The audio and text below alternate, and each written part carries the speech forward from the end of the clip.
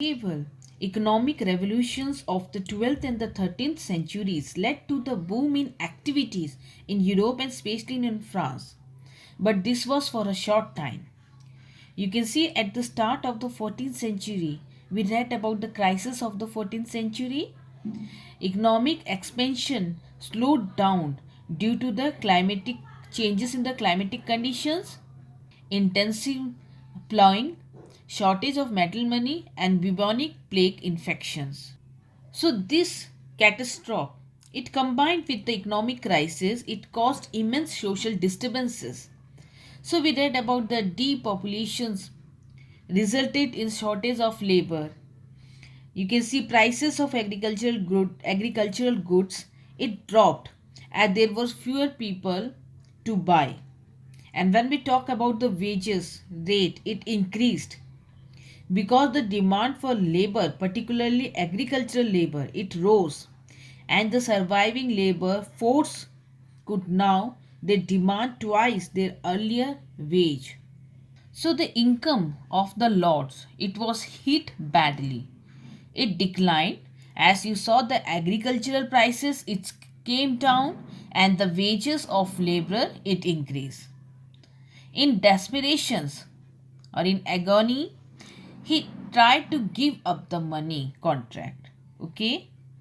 Instead of the money contract, they want to revive the labor services. Okay?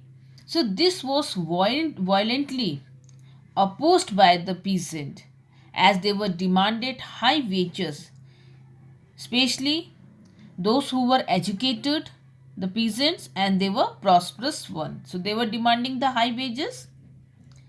So in you can see 1323 the peasant revolted in Flanders, France and England. The revolt was ruthlessly crushed. It is significant that they occurred with the most violent intensity in those areas which had experienced the prosperity of the economic expansions. So the revolt was more intensive in those places where the economy was in boom. If we talk about the repressions of the revolt, it was severe, and you can see the intensity of the peasant opposition. It ensured that the old feudal relations, okay, could could not be reimposed. So the Lord succeeded in crushing the revolt. The peasant ensured that the feudal privileges of earlier day could not be reinvented. So political changes. So let's see, in the 15th and the 16th centuries, European kings, they now strengthened their military and financial power. So the powerful new states they were created were as significant for Europe as the economic changes that were occurring.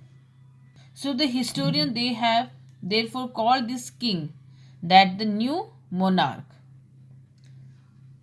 So you can see new king of the states, they were called new monarch. Okay. So here you can see the kingdoms here, Louis XVI in France, Maximilian in Austria, and then you can see Henry VII in England and Isabella and Ferdinand in Spain were absolutist ruler. They were absolute rulers. Okay. So here if we talk about absolute rulers, you know they hold supreme autocratic authority. The whole power is vested in these ruler. So they started organizing their army, permanent bureaucrats and national taxations. And in Spain and Portugal, they began to play a role in the European expansions overseas. They start expanding their territories overseas. So the most important reason for the triumph of these monarchies was the social changes which had taken place in the 12th and the 13th century. So here come the dissolutions or breaking of the feudal system of lordship and vassalage. Okay. And another reason was the slow rate of economic growth. So this breaking up of feudal system and slow rate of economic growth, it had given the first opportunity to king to increase their control over their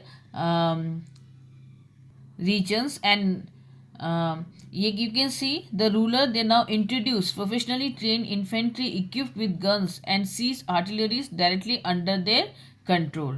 So they start gaining their power.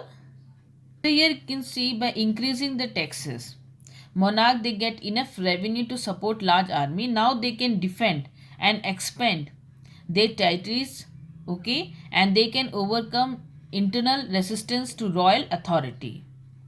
So centralization did not occur without resistance from the aristocracy or the noble birth. So here you can see there was a resistance from aristocracy. Okay, so you can take the example of England and France.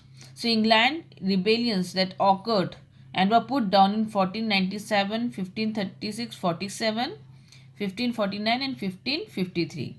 So in France you can see Louis XVI had to wage a long struggle against this duke, princes, lesser nobles, often members of local assembly. Okay, they resisted against the aristocracy or against the monarch. Okay, so the religious war in France in the 16th century were in part a contest, you can see, between royal privilege and regional liberties. So the nobility, now they started managing a tactical shift in order to ensure their survival. So these nobles, from being opponent to the new regimes, now they quickly transform themselves into loyalist. Okay, it is for the reason that this royal absolutism, it was called a modified form of feudalism, where they quickly transformed themselves into loyal toward the monarch. Okay, and they were given permanent position, especially in the administrative services. But this new regime were different in some important way. Now the king was no longer at the apex of a pyramid where loyalty had been a matter of personal dependence and trust. He was now at the center of an elaborated courtier society and a network of, you can see, patronage client relationship. तो अब जो राजा है वो pyramid के शिखर पर नहीं था. अब जो राजभक्ति, विश्वास और आपसी निर्भरता पर टिकी नहीं थी. जो राज्य व्यवस्था है वो आपसी विश्वास या राजभक्ति या फिर आपसी निर्भरता पर टिकी भी नहीं थी. अब जो व्यवस्था थी वो कैसी थी? दरबारी समाज और पैट्रोनेज क्लाइंट सिस्टम का केंद्र बिंदु था. अब जो राजा था वो दरबारी समाज और पैट्रोनेज क्लाइंट सिस्टम. तो ये क्या होता है? सभी राजतंत्र, सभी चाहे वो कितना भी कमजोर या शक्तिशाली हो, उन व्यक्तियों का सहयोग चाहते थे जिनके पास सत्ता हो.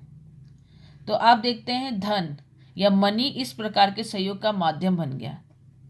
तो समर्थन, अगर सपोर्ट चाहिए तो उसके धन के माध्यम से प्राप्त किया जा सकता था. जैसे non aristocrat, merchants, traders, bankers, ये दरबार में प्रवेश के लिए धन एक महत्वपूर्ण साधन है. So here you can see the patronage client system. If you want patronage support from the king, then money, it become the main source of patronage. So here you can see the merchants, the bankers, the non-aristocrats. Okay, so they can gain the access to the court through money. Okay, and they lent money to the king. वे राजा को धन उधार देते थे और वो उसका उपयोग सैनिकों को वेतन देने के लिए करता था. तो इस प्रकार हम देखते हैं राज्य व्यवस्था में नॉन फ्यूडल एलिमेंट ने अपनी जगह बना ली थी. अगर हम एग्जाम्पल लेते हैं इंग्लैंड और फ्रांस का, तो वहाँ बात का इतिहास इन शक्ति संरचनाओं में हो रहे परिवर्तनों से बनना था. अगर हम बात करते हैं फ्रांस की, तो एस्टेट जनरल की मीटिंग हुई और हमने देखी, और उसके बाद 1798 में फ्रांस का विद्रोह. और इंग्लैंड में जो था वो इससे अलग था. इंग्लैंड में नॉर्मन से पहले एंग्लो सैक्सन लोगों की एक काउंसिल होती थी. अगर राजा को उसमें टैक्स इम्पोज करना है तो पहले इस काउंसिल, इस परिषद की वो सलाह लेगा, और यही काउंसिल आगे चलकर ये पार्लियामेंट का इसने रूप लिया, जिसमें हाउस ऑफ लॉर्ड, जिसके सदस्य लॉर्ड्स और पादरी होते थे, क्लर्जी, और हाउस ऑफ कॉमन जो क्या करता था, नगर व ग्रामीण क्षेत्रों का प्रतिनिधित्व करते थे, ये लोग शामिल थे. तो राजा चार्ल्स फर्स्ट ने पार्लियामेंट को बिना बुलाए 11 वर्षों तक शासन किया। अब जब एक बार धन की आवश्यकता पड़ने पर उसने इस पार्लियामेंट को बुलाना चाहा, लेकिन पार्लियामेंट के एक भाग ने इसका विरोध किया और उसे प्राण दंड देकर वहाँ पर रिपब्लिक की स्थापना की। यह व्यवस्था ज़्यादा समय तक नहीं चल पाई और फिर दोबारा वहाँ पर राजतंत्र की स्थापना हुई, लेकिन इस शर्त के साथ कि जो पार्लियामेंट है वो नियमित रूप से बुलाई जाएगी। So today France has a Republican form of government, and you can see England, it has a monarchical form of government.